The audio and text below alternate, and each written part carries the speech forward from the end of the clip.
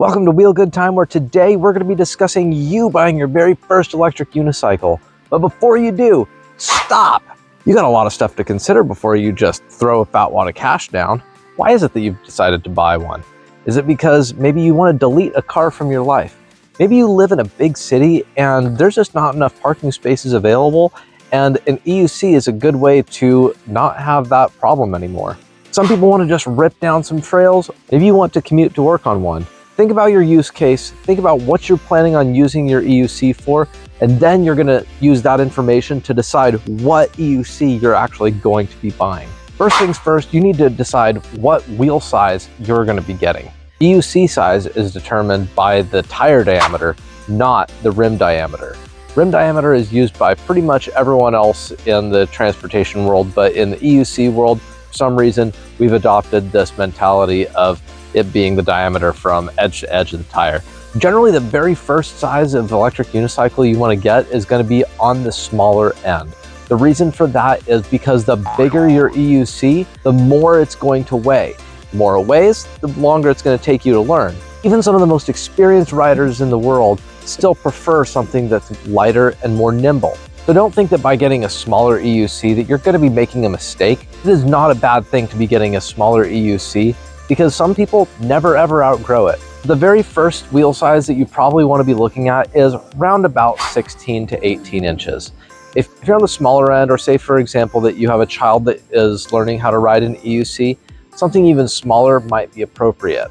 You're going to feel the torque on a smaller EUC a lot faster and quicker, so you're going to have that immediate response when you lean in one direction or another. Compare that to the larger EUCs, where they do have an immediate response. However, it feels a lot more sluggish than the smaller EUCs. Now, when selecting your EUC size, you need to be thinking about how stable you want it to be at speed as well. The larger your tire diameter is, the more stable it is going to be at speed.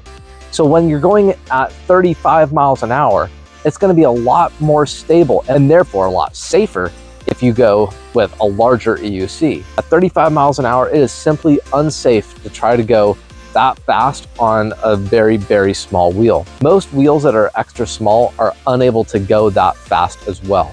Say for example, you try to learn on a Kingsong S19. That wheel is capable of up to 31 miles an hour. While it may be a good wheel, it is unable to push to 35 miles an hour. It is going to start to feel sketchy at about 30 miles an hour. The slightest wrong movement on a smaller wheel is going to be a lot less forgiving than something on a larger wheel when you're at speed. So that's not to say anything negative about having a smaller EUC. There's absolutely nothing wrong with it. They're just not designed to be going 55 miles an hour, and that's okay. That's not what they're designed to do.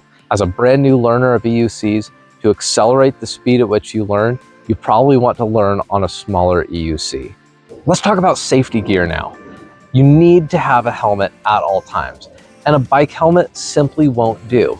At a bare minimum, you need a full face helmet. If you ever plan on going above 30 miles an hour, you desperately need to get a motorcycle helmet. If you plan on going under 30 miles an hour, then a downhill mountain bike helmet will probably do just fine, as long as it has a chin bar. The reason why you need a full face helmet is because when an EUC crashes forward, your chin is going to be the first thing that hits the pavement in the event of a crash. If you fall backwards, you may bruise your tailbone or land on your butt, but that's still not nearly as catastrophic as landing on your head. So absolutely use a helmet that has full face coverage. The next thing that you're gonna need is wrist guards and knee guards. If your head is not the first thing that hits the pavement, the next thing is gonna be your wrists, your knees, and your elbows. So all those things are also very important to get protection of as soon as possible. As a brand new learner, you may be able to get away with less gear the lower speed you go. But definitely as you increase in your speed, you need to gear up more and more and more.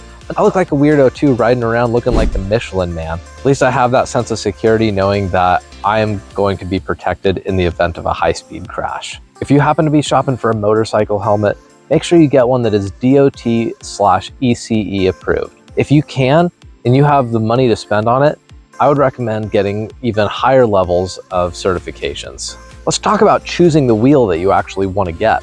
As a brand new learner, you're not going to be going for the highest power EUC out there most likely. When you're learning the ropes, You need something that is not going to send you from 0 to 55 miles an hour. You need something that is going to be a little bit slower, a little bit smaller, a little bit easier to learn. But then, once everything clicks, now it's time to get something faster. You definitely run the risk of outgrowing your first EUC, sometimes within the first few weeks. Once you've learned how to ride, you might be itching to go faster. You might feel like the wheel that you've got is just not meeting your needs. Once you've learned how to ride your first EUC, now you've got a big problem. Now you run the risk of having outgrown your EUC that you just bought. So some people might be suggesting that you get something that is really small, really underpowered, that you learn on, and then end up buying something a lot more expensive and a lot more powerful once you actually know how to ride. And that's not a bad strategy. Alternatively, you can get the best, most high-powered small EUC that you can afford, and then use it like crazy, and then you won't outgrow it potentially. Maybe down the road you find that you want something a lot bigger, and that's okay.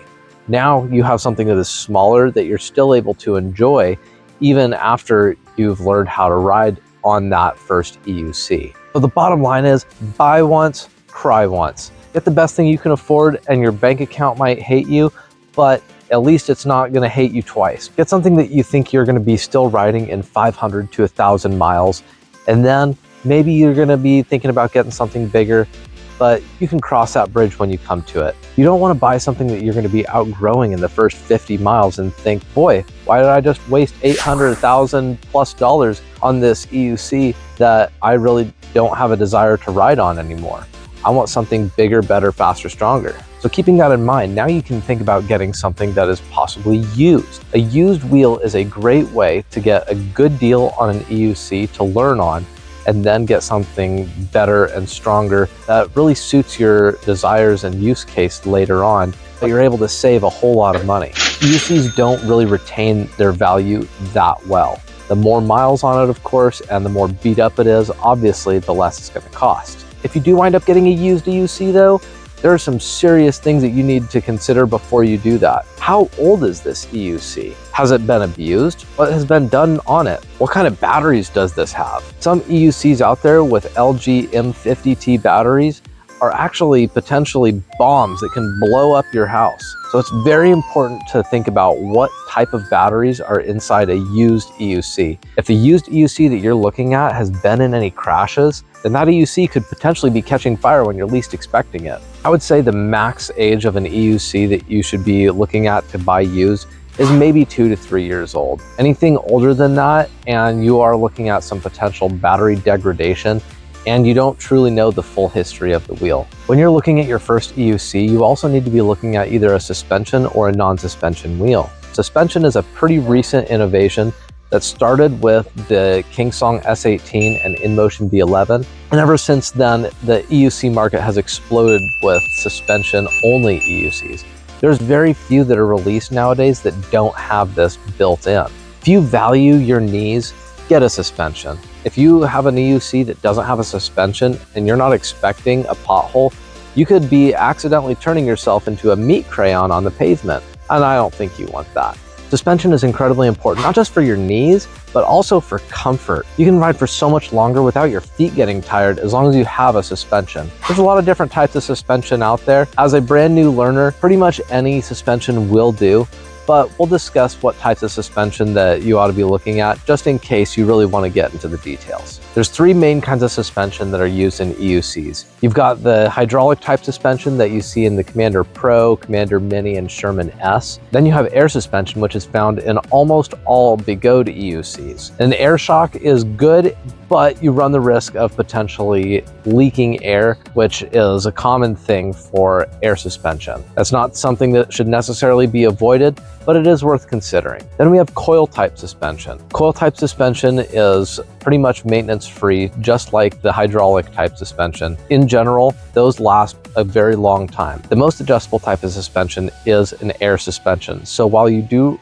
potentially run the risk of leaking here and there, you actually have the most customizability through an air suspension. Coil type suspensions are known for being incredibly reliable, as is a hydraulic suspension. When you're looking at a coil type suspension or a hydraulic suspension, you need to be considering your own weight and then factoring that into what type of suspension you're going to be getting. What suits your weight might not be something that suits my weight. A lightweight rider is going to have a lot stiffer of a ride than someone that is heavier. The suspension is going to feel very tight on a really lightweight rider if you're just using the standard included in the box type of suspension for hydraulic or coil type. The advantage of coil and hydraulic type suspension though is the fact that they're largely maintenance free. Take those things under consideration and find the EUC that matches your needs the best. Let's talk about the power to weight ratio now. The smaller your wheel, the less power it's going to require to propel you forward. And the opposite is also true. When you're selecting your first EUC to buy, you probably want to be selecting something that has the maximum amount of power that you're able to afford so you don't outgrow it. In the current market conditions of 2023, a 16-inch EUC should have a bare minimum of about a 3,000 watt motor. Voltage is also a major consideration for these as well. When selecting your first EUC, a minimum of 100 volts is probably what you want to be looking for. There's absolutely nothing wrong with going with a higher voltage one because it will last you a lot longer and it's going to take you a lot longer for you to outgrow that wheel. Your next consideration needs to be the legality of EUCs. EUCs are kind of an odd thing.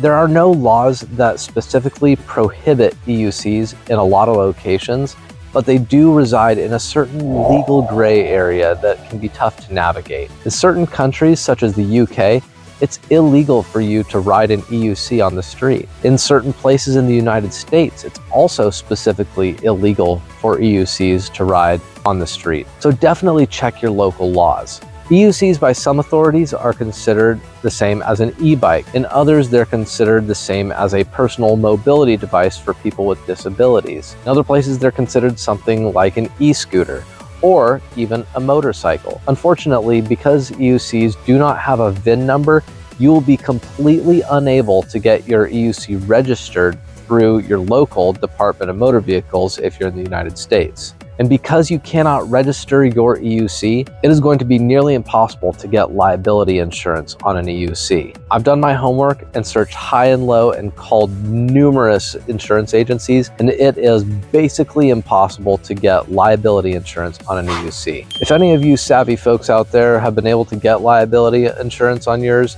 let me know in the comments. I'm really interested to know. E-bikes in numerous cities and states are not required to have registration or liability insurance. So for that reason, if you do happen to get pulled over by the police for riding on the street, you can ask them specifically what statute you're violating. It is incredibly unlikely that any police officer is going to be able to state which statute you're violating by riding on the street. Because EUCs are in this weird legal gray area where it's not quite an e-scooter, not quite an e-bike, not quite a motorcycle, what is it? As always, if EUCs are illegal in your local area, just follow the law. You don't want to get into a fight with the police officers.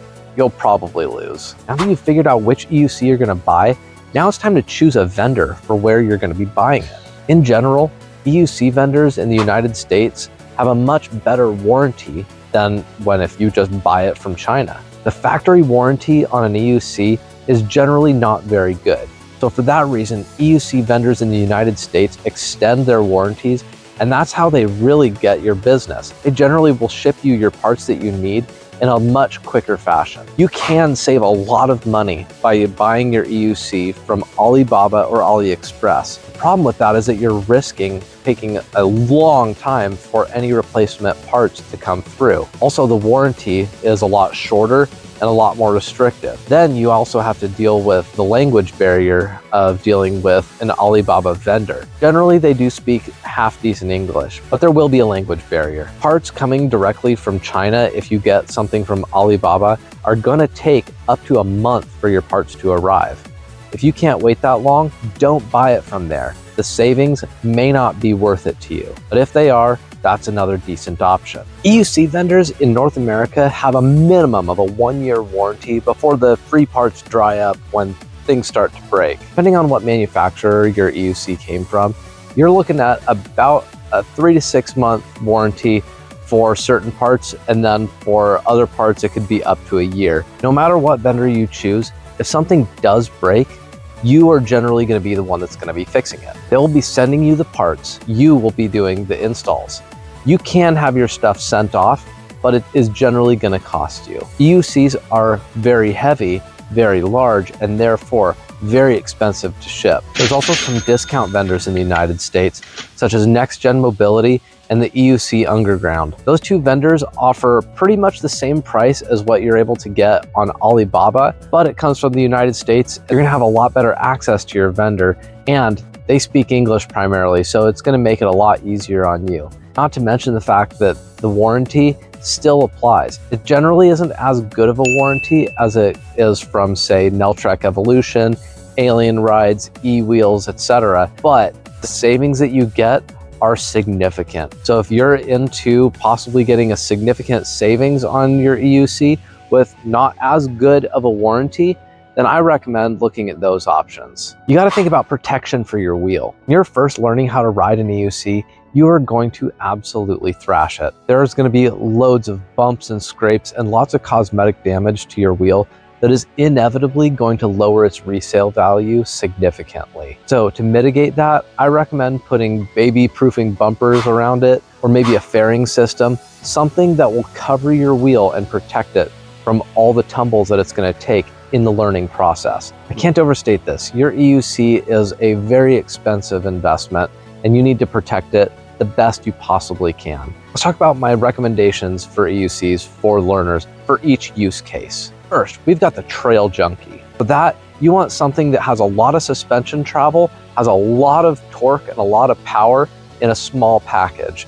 Something that is very maneuverable is what you want for trails, that's able to go over rocks and jumps very easily and able to absorb a lot of different impacts.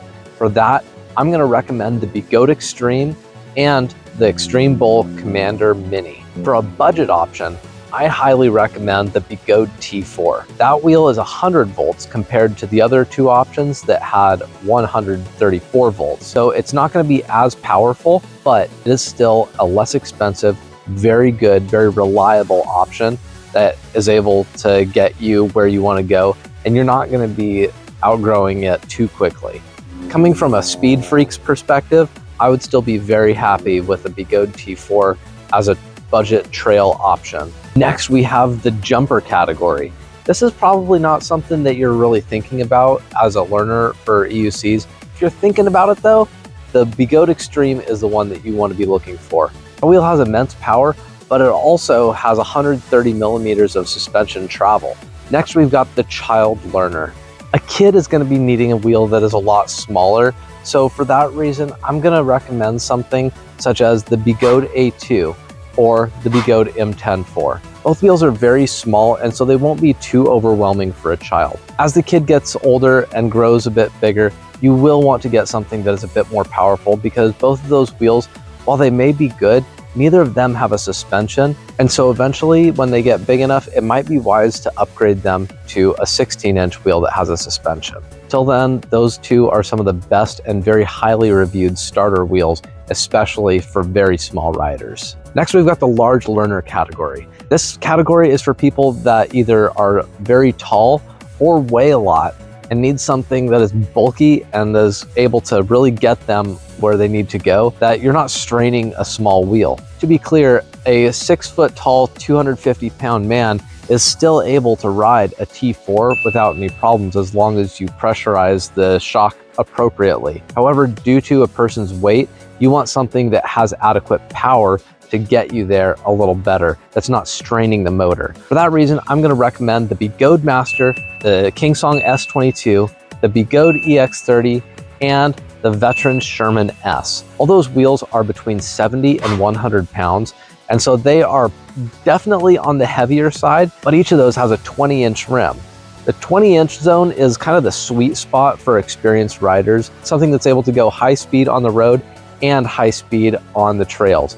You also are going to be hard-pressed to ever outgrow any of these wheels because they are so capable. All of those wheels, though, are not just for big people. Those wheels are not that heavy after you've gotten the experience under your belt. Even a smaller rider could potentially learn on one of those wheels and have a very high success rate. I'm not saying that for a smaller rider that these heavier wheels that are 20-inch and larger should be avoided, but as a learner, you should definitely exercise some caution prior to doing that, because it will definitely make your learning experience a lot slower to get a larger, heavier wheel.